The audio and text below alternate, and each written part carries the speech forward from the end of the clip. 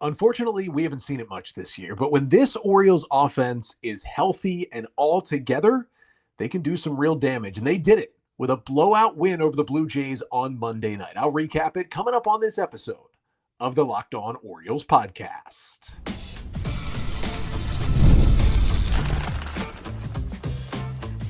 You are Locked On Orioles, your daily Baltimore Orioles podcast. Part of the Locked On Podcast Network, your team every day.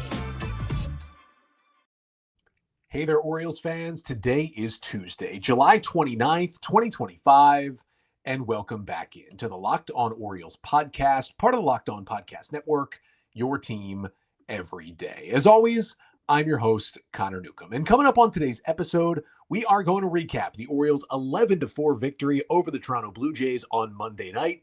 Get you the 5 things you need to know from that one, including a huge offensive display from the likes of Ramon Laureano, Coby Mayo, and others, a much-anticipated big return from Adley Rutschman, and a so-so start from Zach Eflin in what could be his final one in an Oriole uniform. Then we talk a bit about the Orioles draft picks. The draft pick signing deadline was on Monday evening. The Orioles were not able to get all 24 of their picks signed and into the system. We'll talk about why that was the case. And then finally, Jose Espada is an interesting name that has debuted in the big leagues before, that the Orioles brought in on a minor league deal last week. Get you his scouting report and talk about why he could be in the Orioles bullpen at some point this season.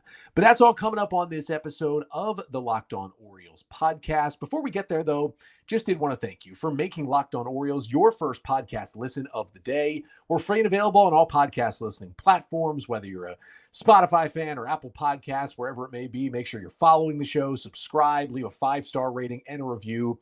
Really helps us out. And we're also right here on YouTube. Make sure to like, comment, and subscribe to the Locked On Orioles YouTube channel. And if you are here on YouTube, we're also going to be having a live Orioles trade deadline recap show.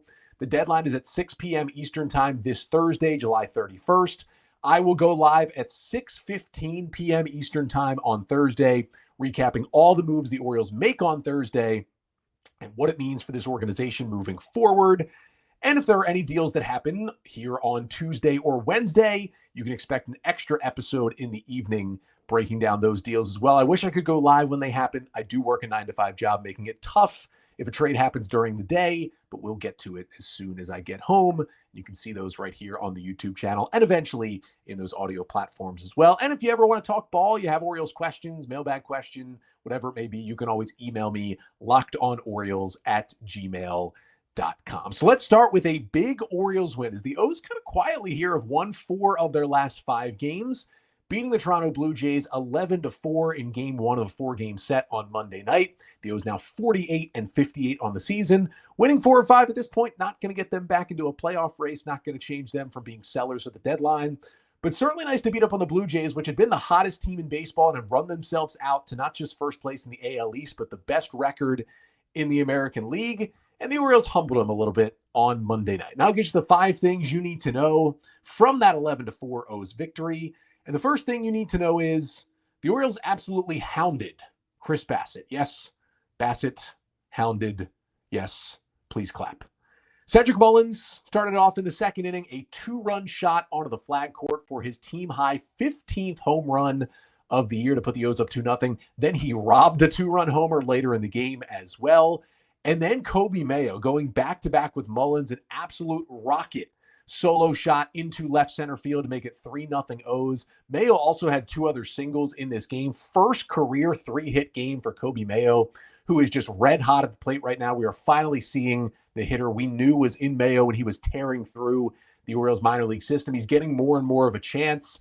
When Ryan O'Hearn gets dealt this week, he should get even more of a chance, even with Ryan Mountcastle pretty close to coming back to the big leagues. He's on rehab in AAA right now, but even if it's a kind of a swap, O'Hearn out, Mountcastle in, there needs to be plenty of at-bats for Mayo down the stretch. And then the Orioles got a few more against him in a 3-run third inning, and Chris Bassitt was done, allowing 6 earned runs in just 2 1/3 innings in his start on Monday night. And that was big for a couple of reasons. One is, well, if you can get a starting pitcher out of the game in 2 1/3 innings, you're going to win most of those games where you do that. But the other big part was these two teams are playing a double header today. And if you can make your opponent dip into their bullpen in the third inning the day before a doubleheader, that puts them in a fairly tough spot in terms of how they're going to operate their pitching staff the next day. So not only did it help the Orioles win the game on Monday,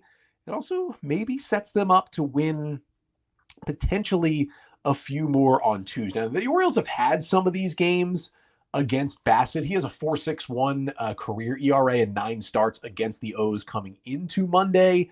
They faced him a lot because he's been with the Blue Jays for a while, and they've gotten to him a few times, and it just happened again. He didn't have his best stuff. The O's were seeing him super, super well. I mean, this lineup 1 through 9 was just locked in on Monday night and made Bassett pay. And the second thing you need to know from this one is that Adley Rutschman returned to the lineup and had a huge day for the Orioles. Rutschman, who had been on the injured list since June 21st with an oblique strain, was activated off the IL on Monday. Jacob Stallings was DFA'd to make room for Adley on the roster, which means Stallings gone and Alex Jackson stays with the team and serves as the backup catcher. It's something I've been talking about over the past week. That was the move Jackson deserved, that he sticks with the team because he's been swinging the bat well lately. But Adley Rutschman, I mean, we talked about the runs against Bassett. 2 of those runs came against Bassett. A 2-run double from Adley in the third broke the tie, put the Orioles up 5-3. Got a 3-1 fastball over the middle of the plate and just crushed it at 104 off the base of the right center field wall. Just missed a 3-run homer, but settled for a 2-run double.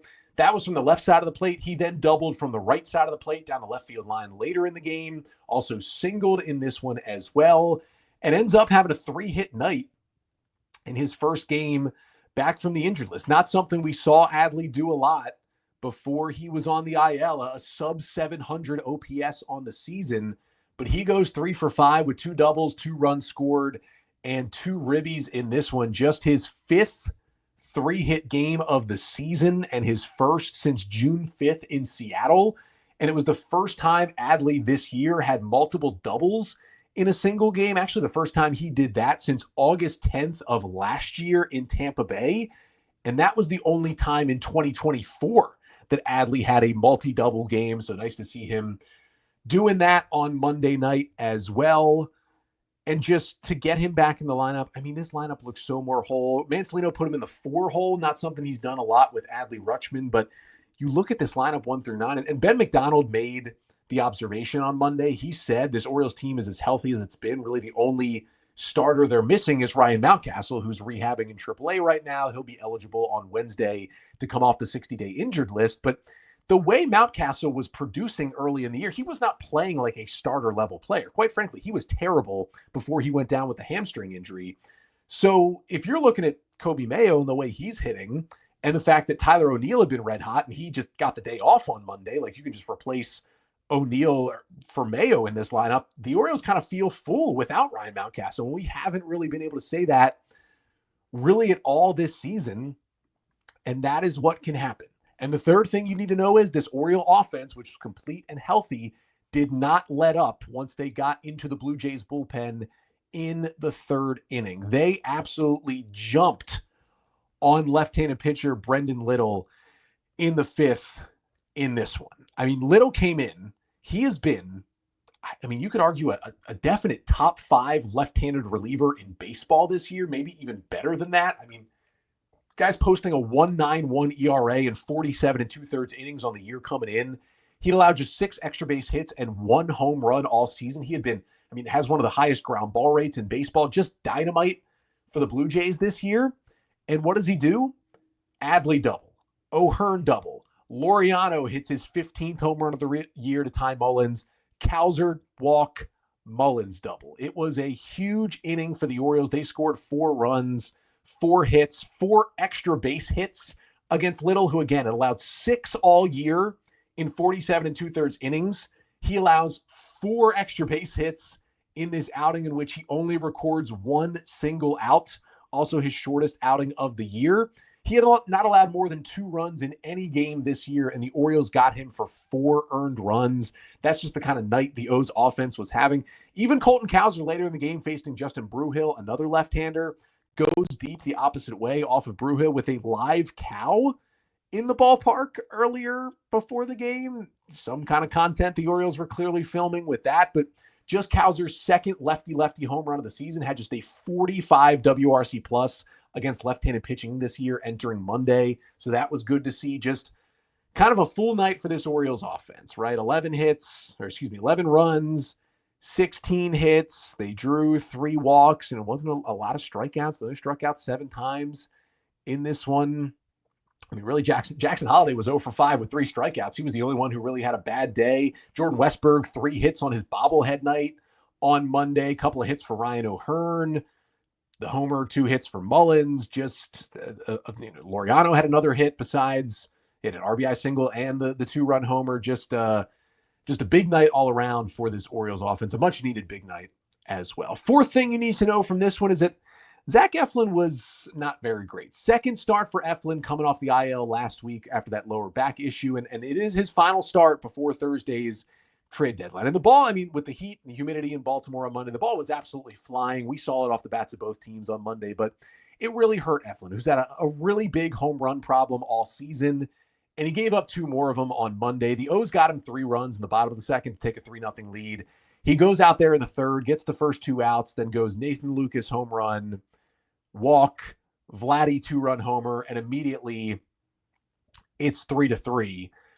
And I mean, things almost got worse later in the game. He almost gave up another 2-run homer, if not for the incredible home run robbery at the center field wall from Cedric Mullins to save 2 runs and end the 4th inning. You know, I thought Eflin had a pretty good curveball early on, got some swing and miss on it, got some strikeouts, but otherwise he was just pretty meh in this start. I mean, his final line was not super pretty. 4 in the 3rd innings, 4 runs, 8 hits, 3 Ks, a walk, and 2 home runs on 79 pitches. I mean, the righty has a 5.93 ERA on the season. And that first start last week off the IL, I mean, it was 5 innings of 2-run ball. He was certainly solid in that one in Cleveland.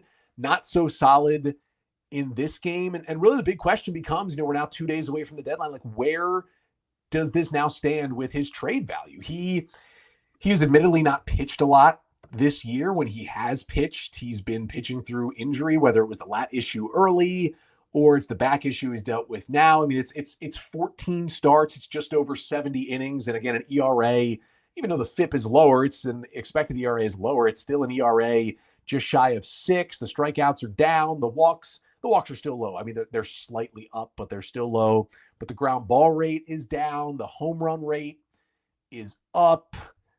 He's allowing not extremely hard contact across the board. He still pitches in a way that he can avoid the hardest of contact, but his stuff numbers are down, which is stuff no pun intended, that you really don't like to see from a guy who wasn't operating from the top of the board stuff-wise anyway. Hard hit rates are up. Barrel rates allowed are up.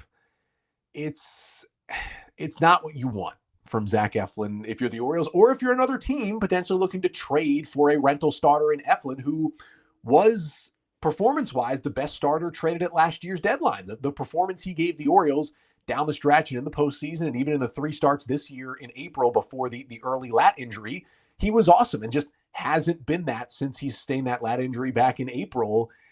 And I don't know if a team wants him. I mean, he seems to be healthy. He probably wouldn't start a playoff game for anybody right now, but you could see him being somebody's 5 starter and just kind of help. There's the guys that help you get there, and there's the guys that help you when you are there in the postseason. Eflin falls more into the help you get there, if you can even call him that, the way he looks right now. For the Orioles, I think they'd be willing to deal Eflin. It's more about would another team be willing to actually give anything up to get the current version of Zach Eflin. And it really comes down to this. Is a potential trade offer you get for Eflin this week, is it more valuable than potentially keeping him for the rest of the year, and more valuable than a draft pick you could get back if you give him the qualifying offer? Because if you give him the qualifying offer and he gets a free agent deal of more than $50 million, which is still possible for Eflin if he pitches better down the stretch, that's a pretty nice draft pick. It's usually somewhere in the 30s. Is that going to be better than the small prospect return you would get right here? Even if he doesn't get $50 million, you still get a lower draft pick. Is that better than what you could get right now? And for the Orioles, you could say, oh, Connor, why would you want to give him the qualifying offer? That's usually it's going to be about a 1-year, $21 to $22 million deal. I think the Orioles would be fine paying Zach Eflin $21 million to pitch for him for one more season. I think they'd be okay giving out the qualifying offer. It's really just going to be about, taking that versus what you could potentially get if a team really does want this version of him in a trade. And the fifth and final thing you need to know from the Orioles' 11-4 win over the Blue Jays on Monday night is that the bullpen was able to shut things down, even with the fact that they had to cover more than half this game after getting only 4 1/3 innings from Zach Eflin. And this was on a day when the Orioles got some bad bullpen news. Felix Bautista, after being placed on the injured list last week, was from shoulder soreness. They got his MRI results back. And while we don't really have results because there's still massive swelling in his right shoulder, according to Tony Mansolino, and the Orioles, they're just going to have to wait and get another MRI. They said, and this is what happens when you get an MRI. If you have a lot of swelling, it's hard to see what's going on in there. So the O's said they're going to have to wait, let the swelling go down for Bautista, and then get another MRI to really see what's going on. But the O's said that process means it's going to be at least multiple weeks. I mean, I would say best case scenario, he's back in September, probably it feels like now. And there's a more likely scenario where we don't see Bautista again this year, even if it's not a major injury. They just make sure he's ready to go for opening day 2026. And it's another tough blow injury-wise for this Orioles team. Hopefully it's nothing serious. It's just some rest, shutting him down and get the swelling down. It's a little strain and he's okay. Shoulders sometimes can be scarier than elbows for pitchers, and we know Felix just went through the elbow issue, but obviously wishing him the best, and they might be without him for the rest of the season. Now, they did get Keegan Aiken back from the IL on Monday, coming back from that shoulder issue. Yarmil Geraldo was optioned back down to AAA Norfolk to make room for Aiken, but he didn't even pitch on Monday. Corbin Martin came into the game, 2 on, 1 out, 6-4 Orioles lead in the fifth, gets back-to-back strikeouts to escape the jam. Then 2 more Ks in the sixth. How about 4 strikeouts in an inning and 2/3 scoreless for Corbin Martin, who's looking really good in this Oriole bullpen? O's got a scoreless seventh from Colin Selby, although he did come off the mound weird, maybe twisted his ankle, was limping around a little bit. That's something to monitor. Got a scoreless eighth from Grant Wolfram. And they did get a scoreless ninth from Cade Stroud to finish off the 11-4 win. There was definitely a scary moment in that ninth inning with 1 out. George Springer at the plate, and Cade Stroud hit Springer in the head with a 96-mile-per-hour fastball. Springer was down for a while. He was moving. Eventually, he got up and walked off the field kind of alongside the Blue Jays training staff and down into the tunnel, obviously came out of the game. We absolutely wish the best for George Springer. Scary, scary moment. Obviously, Orioles not throwing at his head on purpose, but just wishing the best for Springer. Has been a great player for a long time. And I hope, you never want to see anything like that on a baseball field. Really, really scary. Really good to see him get up and walk off under his own power. So hoping for whatever the best case scenario is after taking 96 to the head, certainly hoping that is the case for George Springer. But and Cade Stroud, when he got the final out on a double play, Adley came out to congratulate him, and he was just like you could tell that hit the guy in the head was really getting to Cade Stroud. Hopefully he can just kind of talk through it, talk to someone, get some good news about Springer. It was kind of a tough scene despite the win for the Orioles in that ninth, but either way, they did take the first game of this 4-game set over the red-hot Toronto Blue Jays. And the other big part of Monday for the Orioles is that it was the draft pick signing deadline. And although most of their draft picks and all the big ones had already been signed entering Monday, there were a couple of guys on the bubble, and not all 24 draft picks ended up being signed. I'll tell you why coming up next. But first, this episode of the Locked On Orioles podcast is brought to you by Game Day Hue, and so is the hat that I am wearing right now. Game Day Hue, it's great for Orioles fans like me. This one hits the mark. Game Day Hue makes clean, no-logo gear with team-inspired colorways for every pro and college fan base. It's all about letting your colors speak for you. No giant logos, just smart, versatile style that works on game day, on the course, or anywhere in between. For me, I actually got 2 of the Game Day Hue hats in the orange and white, and I just like wearing them anywhere because I can wear them to Oriole Park, got the Oriole colors on, but I can wear them other places, and I love the Orioles logo, but you're not trying to wear Orioles logo with stuff on it every single place you go. This is like the great world right in between the two. And it's not just hats. You can check out their split shade gloves made for the golf course, or the perfect gift for the fan who has everything. I gifted the golf gloves to my brother who's a golfer.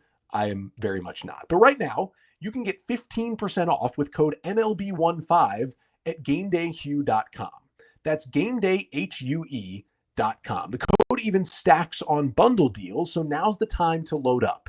Let your colors talk, because colors, speak louder than words. That's GameDayHue.com, code MLB15.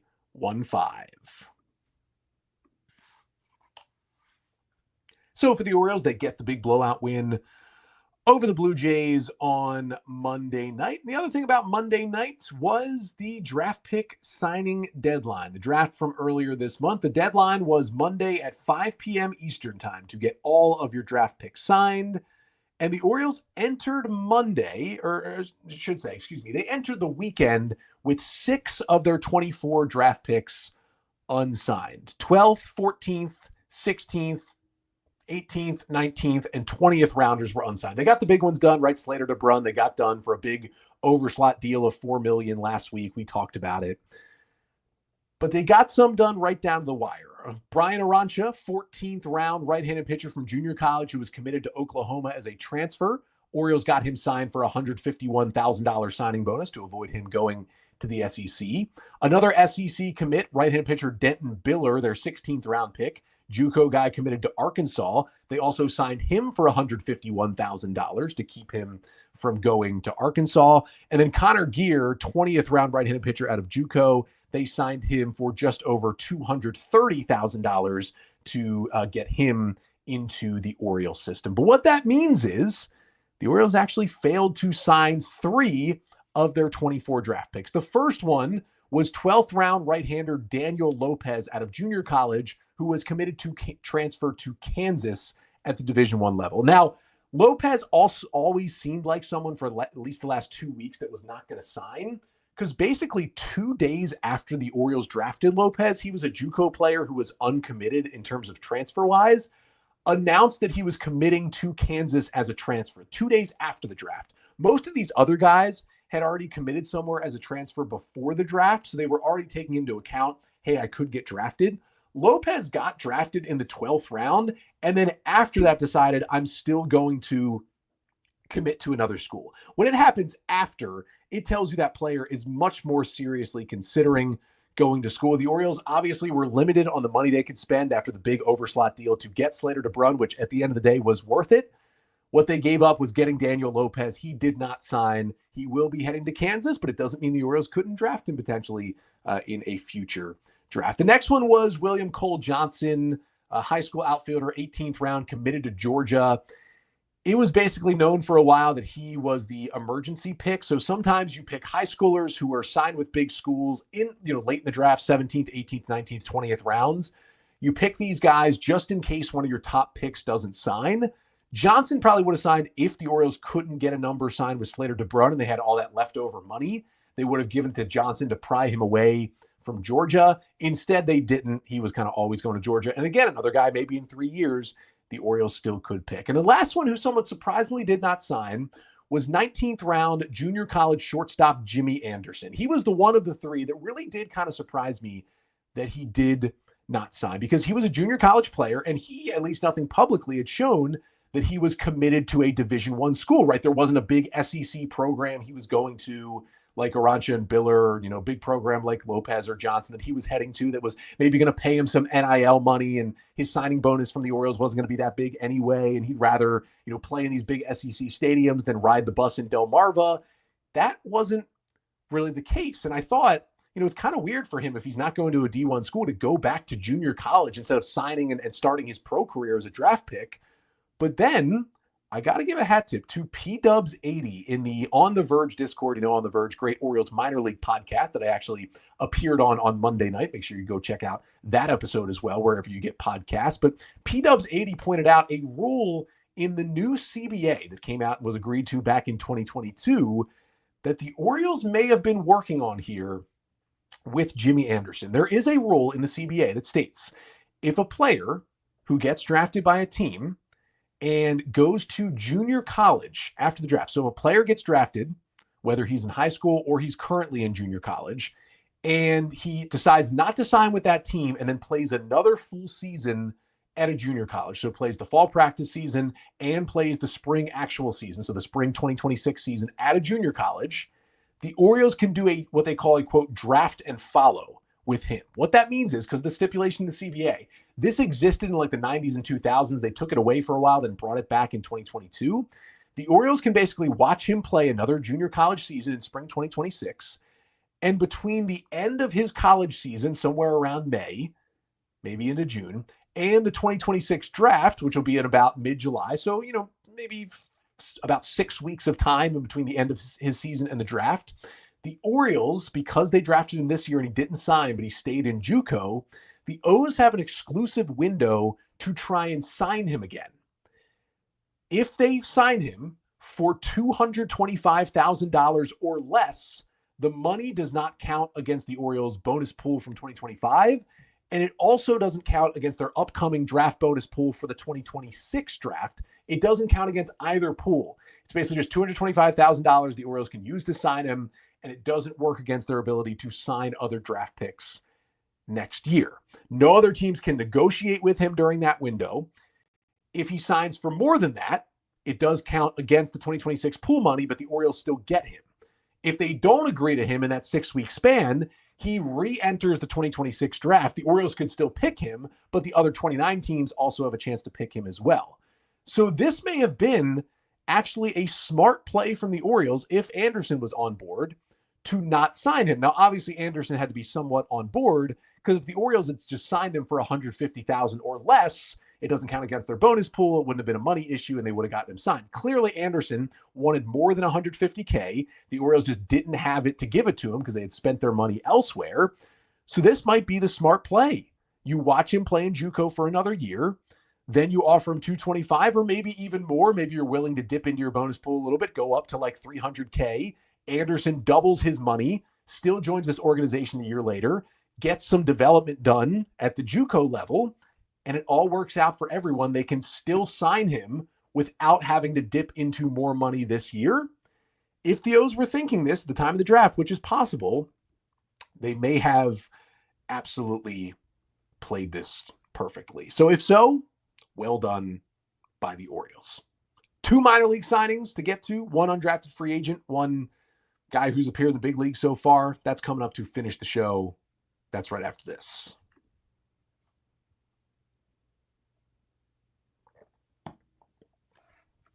Two minor league signings to get to before the episode is over. Want to start with Todd Nebe, I believe is the pronunciation of the last name. Todd Nebe. This is the 4th undrafted free agent that the Orioles have signed. These are guys who were eligible to get drafted out of college, did not get picked, but then teams signed them after the draft and they still get added to their system. Nebe is the 4th guy the Orioles have done this with. 21-year-old, 6'6" right-handed pitcher out of FAU. That is Division I Florida Atlantic University, who missed the entire 2025 college season with an injury. And that was his only year at FAU. He had pitched 2 years at the College of Central Florida. That is a junior college in Florida, another small school guy the Orioles found. And as a reliever there in 2024, he posted a 3.41 ERA in 29 innings, allowed 18 hits, struck out 32, but did walk 25 batters. Now, he never pitched at FAU, but he was already committed to transfer up somewhere else, was committed to Kansas State as a transfer potentially for the 2026 season. But the Orioles found him, they offered him some money, and he signs with the O's instead. Now, he is healthy right now. Even though he did miss the entirety of the spring college season, he is healthy, and he is pitching in the NECBL, which is like a Northeast Collegiate Woodbat League, a summer league for college players. And he was absolutely dominating the NECBL. Like it's seen as pretty much a top 5 Woodbat summer league across the country. He was dominating. In just 11 innings, working in relief up there this summer, he'd allowed just 1 run on 8 hits with 23 strikeouts to 3 walks. He recorded 33 outs and 23 of them were via the strikeout. It's a big, like whippy, over-the-top delivery from a tall right-hander. The NECBL actually has some StatCast numbers. He had the 2nd highest spin rate of any pitcher in the league this summer. It's a mid-90s fastball with 19 inches of induced vertical break. That is very high. There's a very good kind of riding action on the fastball.